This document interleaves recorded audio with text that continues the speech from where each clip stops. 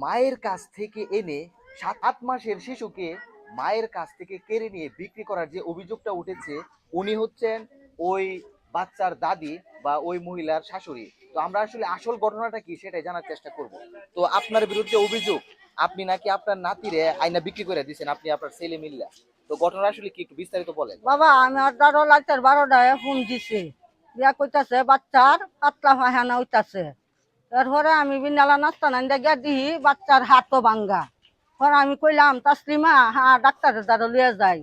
3বার কইরা কইলাম, মেয়ে উঠলো না। পরে মেয়ের জামাই কইছে মেয়ের দ্বারা উঠা। হ্যাঁ আম্মা কইতাছে আমার লগে যাই ডাক্তারের দ্বারা, আমিও যাই। পরে উঠতে আইসে আয়া সড়ক পর্যন্ত আইসে আয়া যেটা বাজান উঠতে দিছি গা, এই আমার লগে আইলো না। পরে আমি গেদাই মনা ডাক্তার তেল বইরা দিলে আমি বিকালে লই আয়াম। পরে বাজান আমার কোলেতে নিচে গাছ দে না, 3 দিন পর আমি ফালছি বাজান, আর কুত্তা হইছে না। পুরান গাঁও একটা কুত্তা হইছে না, বাচ্চারা লাগে আমি সারা লাগবো আমি কাঁদছি আর বাঁচছি।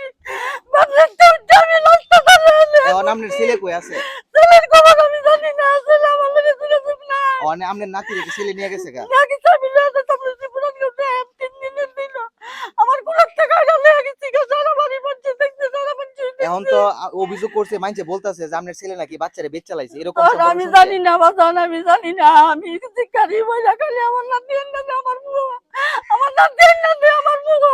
আমি তো বাচ্চ আপনার করেছি। ছেলে নাকি মাদক আসক্ত, এরকম কেমনে এ ভাইয়া মাছ জামাই বউ দুজনেই কা, বউ কা জামাই কা মানে খায়, আমার ক্ষেত বেচা খাইছে, আমার বাড়ি বেচা খাইছে। খায় অনে বউটা বানা দিকা জামাইলা কাজা করে এই কবুত বেচা করে টেহা দে, মেয়ে বলে কই দাঁড়ো বলে ফুটদা কইছে তুই দেহার পাগল, তোর 1 লাখ টাকা ফুটবে বাবা কা দেহ ফরমান লইয়া দেহ এই বাবা কা। তো দর্শক আপনারা শুনতেই পাচ্ছেন, 7 মাসের যে শিশু বাচ্চাকে বিক্রি করছে তার নিজ বাবা, সে হচ্ছে একজন মাদক আসক্ত, যার ফলে তার বিরুদ্ধে এখন অভিযোগ উঠছে সে নাকি তার 7 মাসের শিশু বাচ্চাকে বিক্রি করে দিছে এবং তার মায়ের বিরুদ্ধে অভিযোগ উঠছিল। কিন্তু এখন আমরা তার সাথে কথা বলে দেখলাম যে এখন আপনার কাছে আপনার কাছে কয়দিন আছে? 3 দিন আছে, এরপরে লয়ে গেছে। তো দর্শক আপনারা দেখতেই পাচ্ছেন, এই হচ্ছে সেই নাতনির বা 7 বছরের বাচ্চার যে দাদি, উনি সেই দাদি, ওনার বিরুদ্ধে অভিযোগ হচ্ছিল, কিন্তু উনি এখন বলতেছে উনি নিরপরাধ, ওনার কাছ থেকে কেড়ে নিছে ওনার ছেলে তার নাতিকে। হ্যাঁ, ওই তার ছেলে হচ্ছে একটা মাদক আসক্ত, যার ফলে আসলে তারা নিজেরও চেষ্টা করতেছে যে তারে খুঁজে বার করা। এখন কি আপনারা চেষ্টা করতেছেন বাচ্চা বের করবেন? এই পর্যন্ত আমরা কি জানতে পারছেন, বাচ্চা কই আছে না আছে এরকম কিছু না জানছেন? তো ভাই না তো এই মতো ইয়া ভাইলে তো বাজান আমরা তো সব ভালো আছি না, দরকার নাই আমার বাচ্চা ভাইলে হইব, আমার পুত্রের দরকার নাই, আমার নাতি ভাইলে হইব। পুত্রের আমার তো 12 লাখ 4 লাখ আমার আবৃত্তি নাই, আমার নাতিটারে ভাইলে হইব, আমার নাতি আমার মোবাইল রক্ত তো আমার ভিডিওটা কিছু না। ভিডিওটা আপনারা প্রচুর পরিমাণে শেয়ার করে দিবেন।